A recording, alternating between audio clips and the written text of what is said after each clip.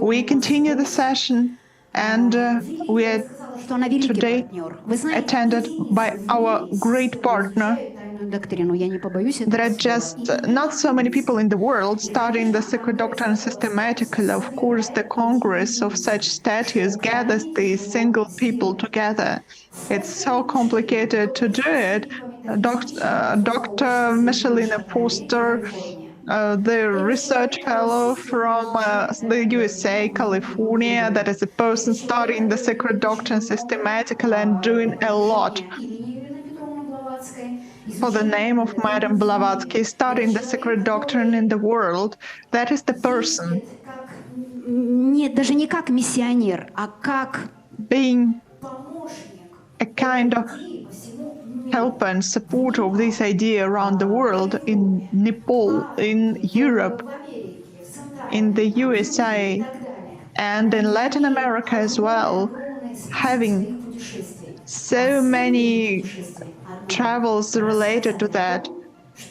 And it's said that there is the Russian Bodhisattva, Madame Blavatsky, and Madame Foster has made it her mission to tell about that.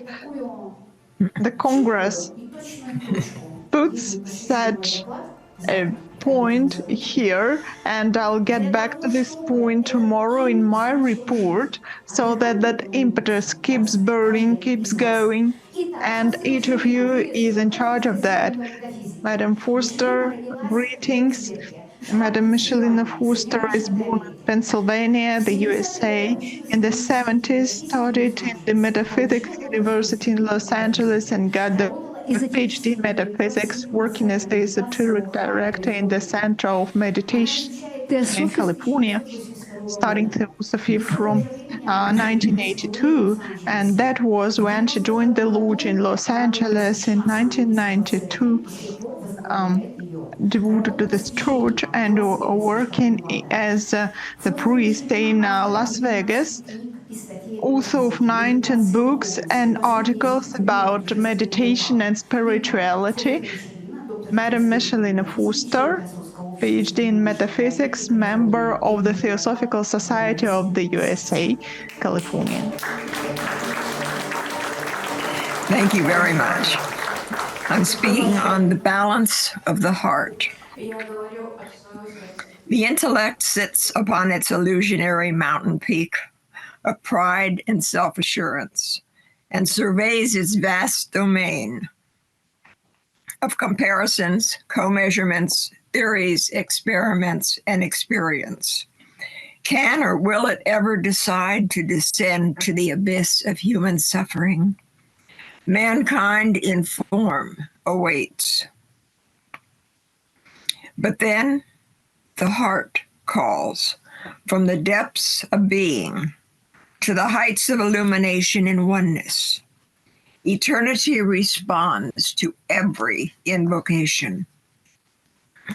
As students of the ancient wisdom and its application within our modern world on this planet, humanity is a seeker of knowledge.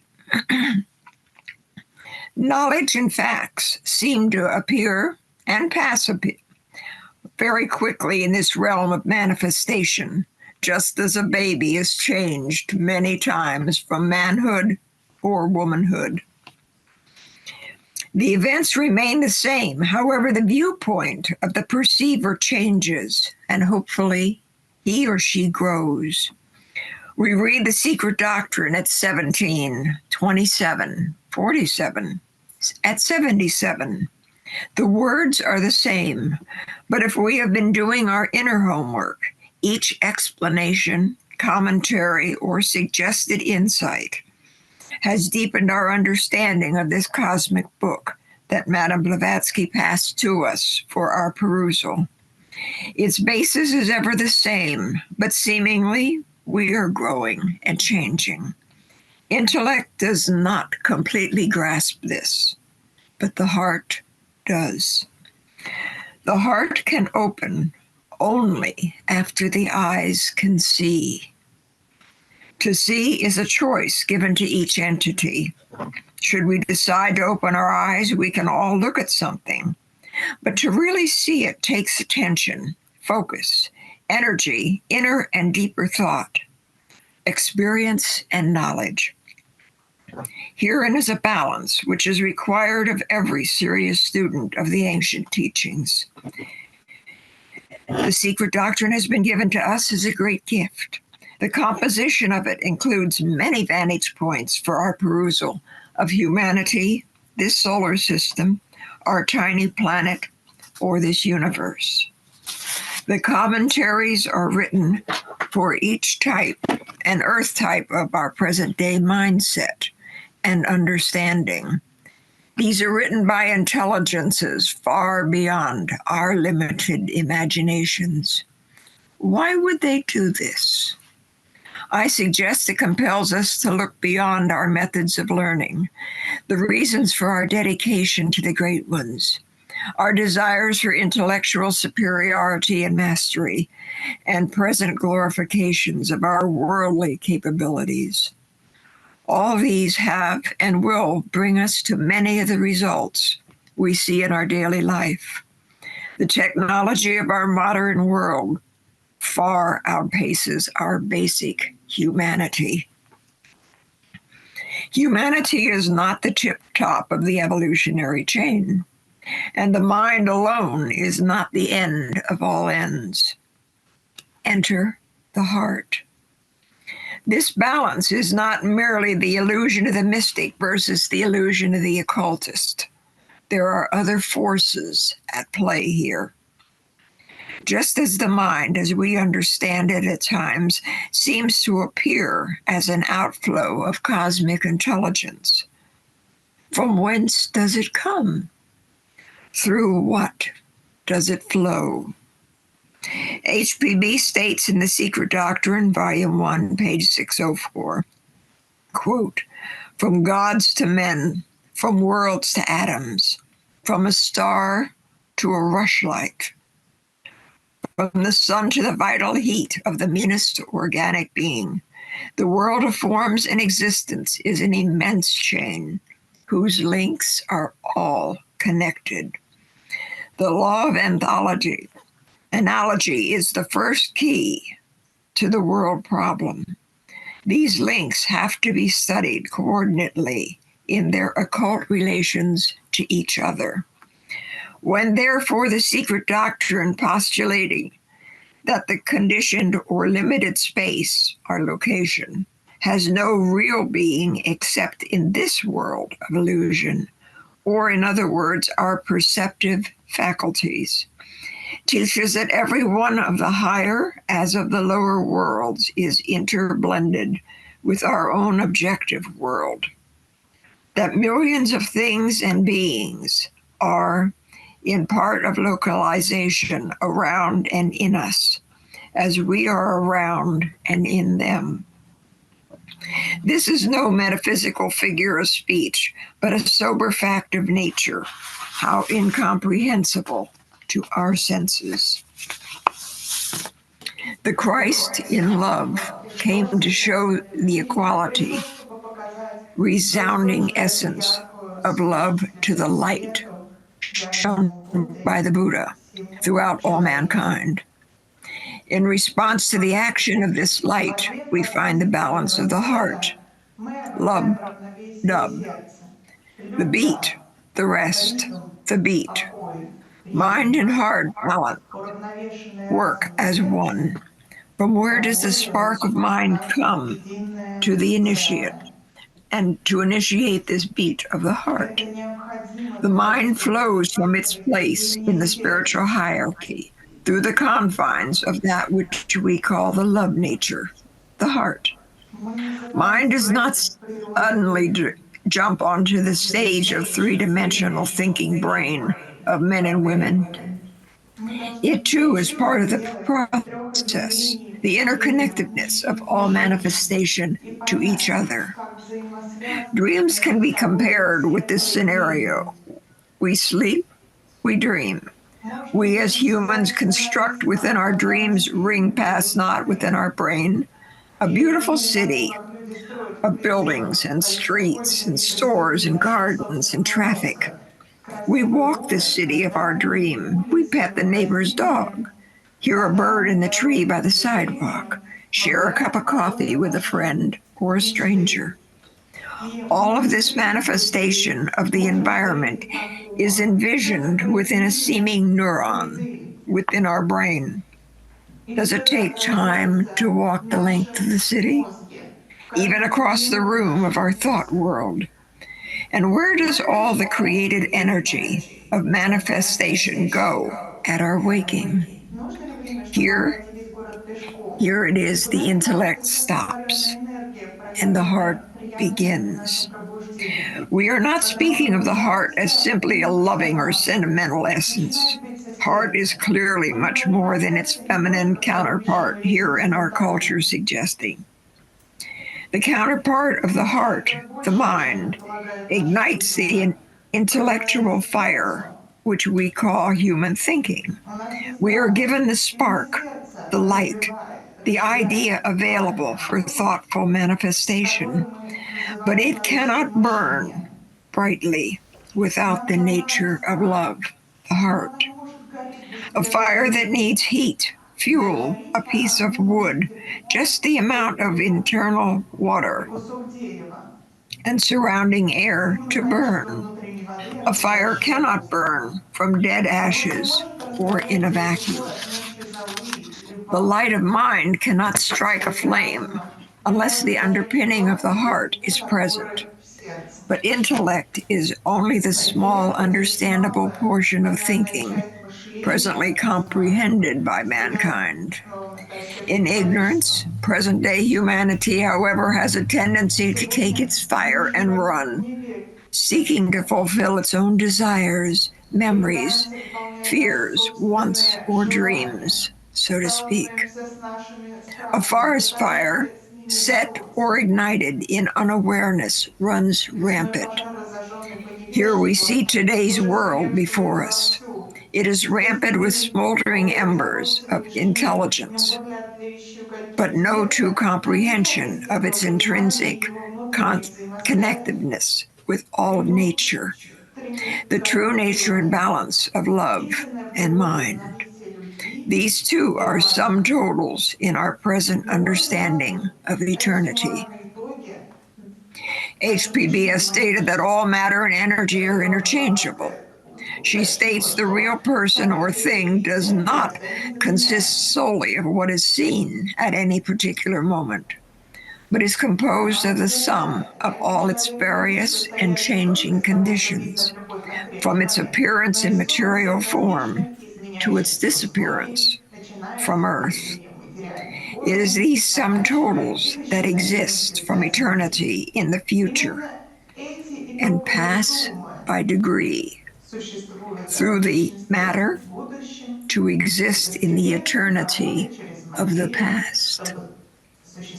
Mankind will eventually learn in his evolvement, the earth and mankind, like the sun and moon and planets, all have their growth, changes, development, and gradual evolution in their life periods.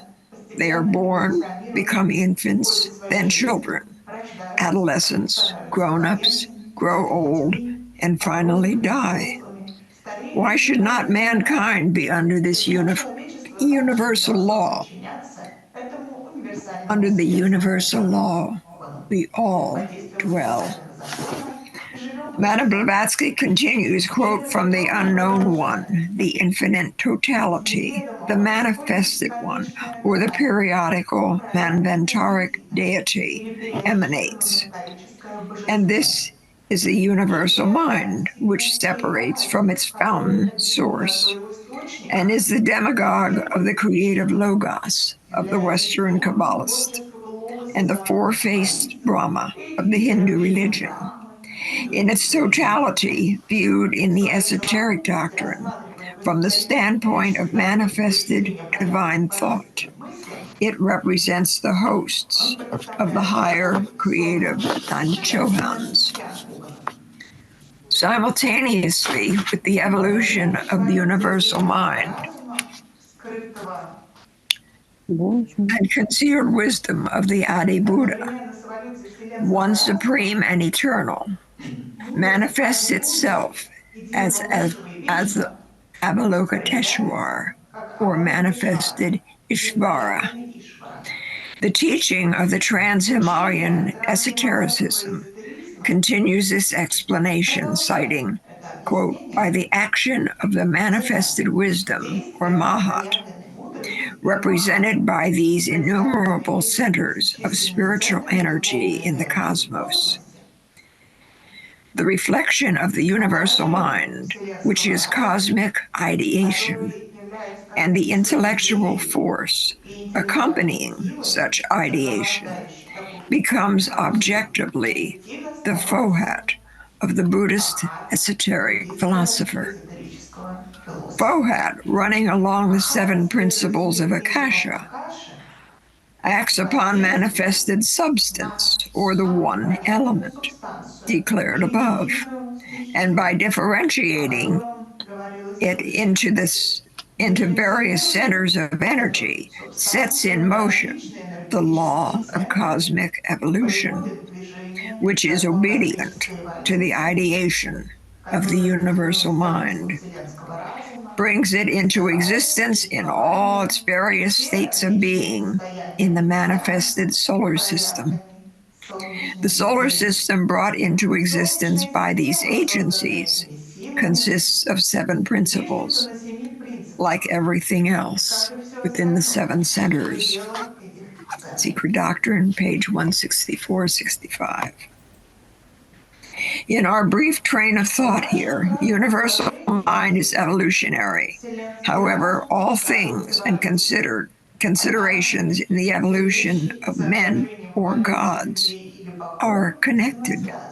HPB goes on to say, quote, Fohat then is the personified electric vital power, the transcendental binding unity of all cosmic energies, on the unseen as on the manifested planes, the action of which resembles on an immense scale that a living force created by will in those phenomena which are seemingly subjective acts on the seemingly objective, and propels it to action. Fohat is not only the living symbol and container of that force, but is looked upon by the occultists as an entity. Unquote. It is so difficult for the human unit and humanity as a whole to consider itself as merely a small portion within the unfolding solar system, a universe, and a portion of an existence so much more than common wisdom dictates. Intellectually, it is slowly becoming aware of forces greater than itself, beyond the cognition, and entities which have no more common awareness of it, either as a unit or as a species within the vastness which surrounds our tiny planet. And yet there are those who can hear every cry, every prayerful thought within the mind and the heart of man. They can also sense the beating of each heart as it struggles to evolve to uplift itself and others. They know that point between the mind and the heart, that balance within our world, and they await our choice to travel the path which has chosen us. In non-judgmental, they wait. They may observe our reluctance and stubbornness to relinquish our toys of earth, our desires for power, greed, fear, and acquisition. The power of the heart is not yet strong enough or sufficient enough to balance the raging outflow of mental energy through these fragile encasements we call human bodies and brains. Mankind does not yet comprehend the law of one, as was taught in the temples of Atlantis, 'tis said. As for today's world, we do not cognize our connection with all living beings and forces that surround us, permeate us, and in which we live and move and have our being. As with the great clock of time, the balance has not yet struck. Our future awakes the attitudes of goodness, kindness, integrity, courage, gentleness, and forgiveness, found only in the heart of balance. The heart cannot open until the eyes can see. And so the human intellect journeys on toward understanding of the oneness of which we truly are. Namaste.